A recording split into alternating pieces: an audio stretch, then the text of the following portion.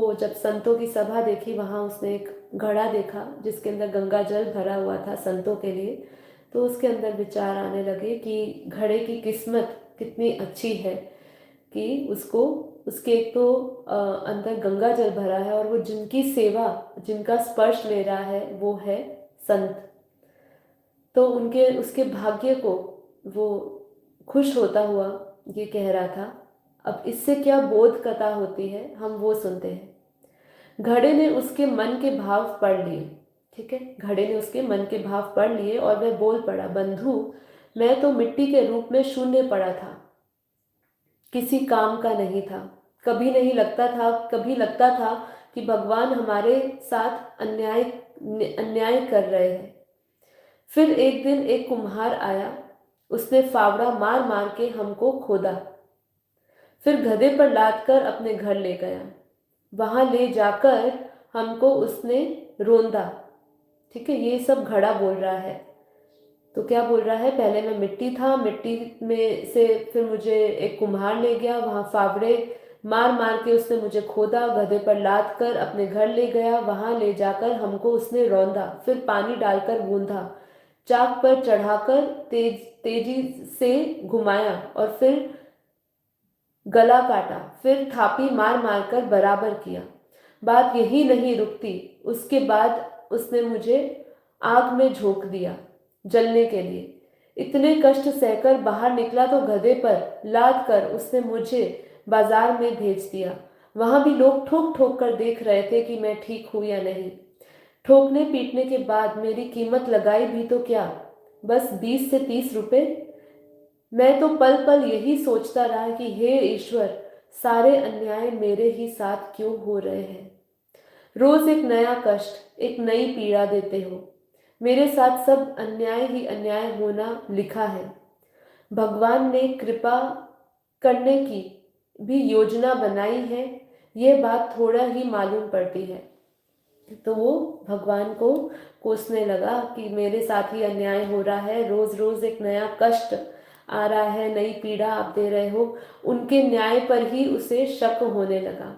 ठीक है, तो फिर क्या हुआ, किसी सज्जन ने मुझे खरीद लिया, और जब मुझ में गंगा जल भर कर संतों की सभा में भेज दिया, तब मुझे एहसास हुआ, आभास हुआ कि कुम्हार का वो फावड़ा चलाना भी भगवान की कृपा थी, उसका वह गूंथना भी भगवान की कृपा थी, आग में जलाना भी भगवान की कृपा थी, और बाजार में लोगों के द्वारा ठोके जाने पर भी वो भगवान की कृपा थी। अब मालूम पड़ा है कि कृपा ही कृपा थी। तो देखिए, आज का जो टॉपिक है क्रिटिसिज्म, जब हम क्रिटिसाइज होते हैं लोगों से, तो ऐसी ही कुछ ही कहानी है। बस उसमें ये है कि वो घड़ा है और हम ये जो मिट्टी का शरीर लेकर चल रहे हैं, हम उसी घड़े के समान है। अगर हम माने, अगर हम अपने आप को मिट्टी माने, देह माने, तो हम उस घड़े के समान ही हैं। हमें हर जगह पे हर समय प्रताड़ित किया जा रहा है, पीड़ित किया जा रहा है। ठीक है, पर हमें क्या लगता है, भगवान की हमारी पर कृपा नहीं है।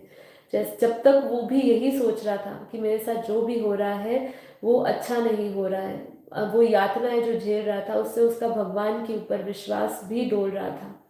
लेकिन अंत में वो क्या कहता है, जब मैं गंगा जल मेरे ऊपर डाला गया, ठीक है, तो जब मैं संतों की सभा पे गया, तब मुझे लगा कि जो भी कुछ मेरे साथ हो रहा था वो मेरी कृपा ही है, परमात्मा की कृपा ही है जो मुझे मिल रही थी। अब इसी सिचुएशन को हम क्रिटिसिज्म से रिलेट करती है कि हमें जब क्रिटिसाइज किया जाता है, पराजित किया जाता है, तो क्या होता है, हमें उसको कैसे लेना चाहिए। देखिए, सबसे पहले तो हमें क्या चीज़ सीखनी है कि जब हमारे साथ कुछ होता है तो हम इमीडिएटली क्या करते हैं, रिएक्शन देते हैं। हमें सीखना है कि हम उस जो इनिशियल, जो सबसे पहले जो हमारा रिएक्शन होता है किसी भी चीज़ के लिए, वो हम एकदम ना करें।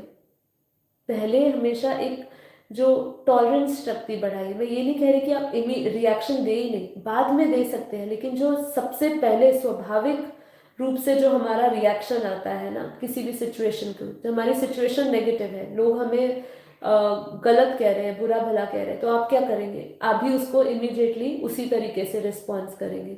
तो हमेशा पहले तो आप उस सिचुएशन में थोड़ा सा धैर्य बनाएं, ठीक है, कोशिश करिए।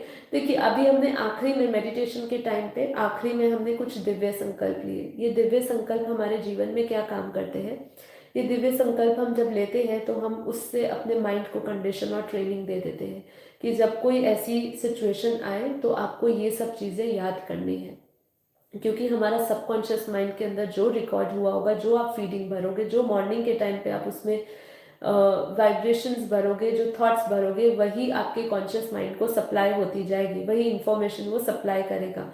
इसीलिए अपने सबकॉन्शियस माइंड में हमेशा पॉजिटिव इंफॉर्मेशन को रखना बहुत ज़रूरी है, ज्ञान को रखना बहुत ज़रूरी है। इसीलिए जब हम किसी सिचुएशन को अवॉइड करता है उस समय और हम इमीडिएटली रिएक्शन नहीं देते हैं, संयम रखते हैं, ठीक है, जिसको आत्म संयम भी कह सकते हैं, कि अपने अपने संयम में रहते हैं, उस समय स्थिर रहते हैं। ये ध्यान से और योग से ही हम स्थिर रह सकते हैं। तो हम थोड़ा स्थिर रहते हैं तो हम इमीडिएटली रिएक्शन नहीं डालते हैं, ठीक है, और हम सोचते हैं कि हमें उस सिचुएशन में कैसे रिस्पॉन्स देना है। तो हमें सबसे पहले ये सीखना होगा। दूसरा ये कि हमें ये जानना होगा कि सभी का व्यू पॉइंट, सबका पर्सपेक्टिव अलग है।